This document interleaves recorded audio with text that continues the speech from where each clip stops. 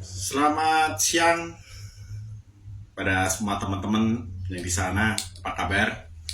Ketemu lagi dengan Mega Wijaya and Partners Kantor Hukum.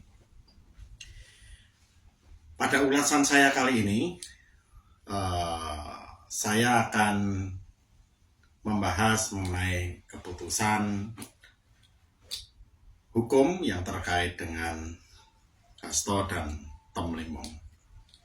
Jadi sebelumnya saya ini menahan diri terus untuk selama ini tidak bicara karena saya orang hukum, saya fokus saja ke pembahasan hukum. Tetapi tampaknya ini kalau dikaji hanya dari satu perspektif saja tidak mungkin. Jadi pada pembicaraan saya ini saya akan membahas keputusan Tom Limong dan Hasto ini dari beberapa perspektif. Karena memang tidak bisa dibicarakan hanya dari satu sudut pandang saja. Seperti itu. Nah, sebelum kita mulai, saya mau menyampaikan kata-kata sederhana bahwa hukum itu lahir dari politik. Siapa ibu hukum? Itu adalah politik. Tetapi politik juga memberikan hukum untuk menegakkan peraturan-peraturan. Karena apapun kebijakan dari politik tidak bisa menyentuh sampai ke bawah kalau tidak ada keputusan hukum. Sedangkan hukum itu memerlukan politik untuk mencari kekuasaan atau panggung. Jadi kedua hal ini saling kait-mengkait.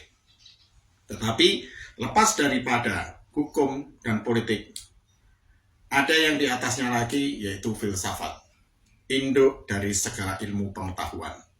Karena dari sanalah lahirlah politik dan juga lahirlah hukum. Nah, perspektif ini yang akan kita kaji, ditambah juga dengan beberapa perspektif dari segi linguistik tentunya. Karena keputusan-keputusan yang terjadi terkait Hasto dan Tom Limong itu tidak lepas juga dari permasalahan linguistik juga. Gitu. Jadi perspektifnya ada di situ, framingnya ada di situ. Kita tidak akan keluar dari jalur-jalur tersebut, tetapi kita coba akan kaji dari perspektif tersebut. Nah, kasus ini kita mulai dari sebuah keputusan bahwa kenapa dijatuhi hukuman? Karena akan ada rentetan politik di belakangnya, yang pada akhirnya itu menggemparkan seluruh netizen yang ada di Indonesia dan juga mungkin juga di luar negeri. Karena unsur mens rea-nya itu tidak ditemukan. Jadi unsur niat jahatnya itu tidak ditemukan. Tetapi kenapa diputuskan dihukum? Nah, disitulah pertanyaannya. Walaupun sekarang dari Prabowo memberikan sebuah kebijaksanaan bahwa keputusan hakim tersebut satunya dicabut, satunya dianggap tidak ada, kan seperti itu ya. Tapi ini semuanya mencerminkan bahwa hukum itu jika berdasarkan dari perspektif hukum saja maka sifatnya akan kaku. Padahal sebenarnya hukum itu harusnya adalah mengikuti perkembangan yang terjadi di dalam masyarakat. Tidak ada yang salah, tetapi pengejawantahannya terkadang kaku karena hanya berdasarkan tekstual linguistik yang ada di dalam pasal-pasal. Jadi apa kata yang ada di dalam pasal itulah yang akan dijadikan terapan. Nah, disitulah yang akhirnya membuat hukum itu selalu kaku dan selalu tertinggal dengan keadaan budaya, perkembangan yang terjadi di dalam masyarakat. Dan juga tentunya perkembangan perspektif yang lainnya. Gitu. Sehingga hukum itu menjadi sebuah keputusan terakhir yang selalu tertinggal dengan perkembangan-perkembangan yang lainnya. Nah, kalau ini terus dilakukan, ya, anggap aja ini keputusan ini kan cukup menggemparkan ya, tapi sebenarnya banyak sekali di dalam masyarakat, ya, bahwa banyak kasus-kasus seperti itu, ya, tetapi karena kakunya, ya, hukum itu, akhirnya keadilan itu tidak bisa ditegakkan semestinya. Karena ini cukup kasus besar, akhirnya menjadi perhatian presiden. Nah, di sini sebenarnya kalau kita boleh mengkaji bahwasanya hukum itu ya selain daripada keputusan itu berdasarkan dari apa yang sudah terjadi di persidangan, melihat dari jaksa penuntut umum maupun advokat yang saling berargumen dan memberikan bukti-bukti, ya, dan juga analisa-analisanya, hakim juga mempunyai keyakinan. Nah, keyakinan inilah yang harus kita kaji secara mendalam bahwa alangkah baiknya jika hakim itu juga memasukkan unsur-unsur filsafat di dalamnya untuk melihat kasus ini sebenarnya siapa yang benar, siapa yang salah. Tidak terjebak dalam perspektif literasi undang-undang maupun pasal-pasal. Agar apa? Menghasilkan sebuah kebijaksanaan yang tepat.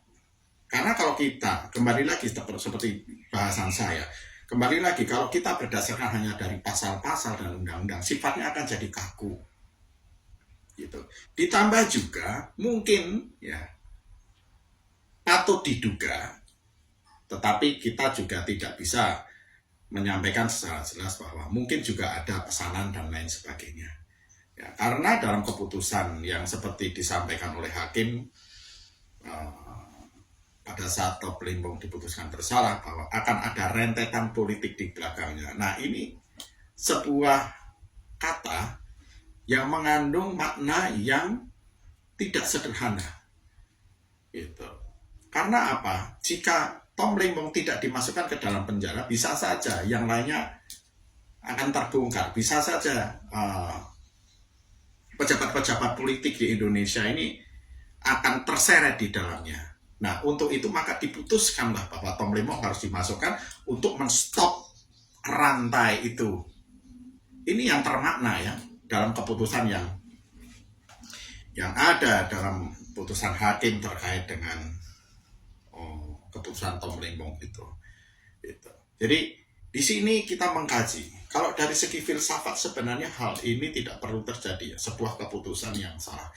Hakim harus betul-betul mengerti mana yang benar, mana yang salah, tanpa melihat perspektif kaitan-kaitan di luar dari permasalahan ini. Jika dia memikirkan efek dan kaitan dari permasalahan ini keluar-keluarnya, maka hasilnya seperti itu.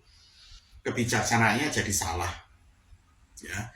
Banyak ahli-ahli hukum mengatakan bahwa keputusan yang dibuat oleh hakim itu salah. Gitu. Dan ini akhirnya diketok palu oleh presiden dengan adanya pemberian amnesti ya, dan juga abolisi itu tadi. Nah, hal ini menjadi suatu tanda bahwa hukum harus betul-betul memperhatikan tidak hanya dari perspektif literasi pasal dan undang-undang, tetapi juga harus memperhatikan dari segi sosiologinya, kemasyarakatannya, efeknya seperti apa dari penegakan hukum ini. Efek politiknya, ya, betul diperhatikan, tetapi sebatas mana? Jangan sampai memikirkan bahwa keputusan ini nanti kalau dibenarkan bahwa Tom Limbong itu tidak bersalah, maka yang lainnya akan terikut. Nah, hal inilah yang salah. Salahnya ada di situ. Gitu. Jadi hal ini haruslah dikaji dengan jernih. Apabila penegakan hukum dilakukan dengan cara-cara yang terhormat, dilakukan dengan cara yang elegan, dilakukan dengan cara-cara yang baik, maka penegakan hukum di Indonesia akan berjalan dengan semestinya. Demikian kupasan ini saya sampaikan dengan sederhana, semoga itu memberikan kebaikan bagi kita bersama. Salam Justisia dari Mega Wijaya & Partner Kantor Hukum.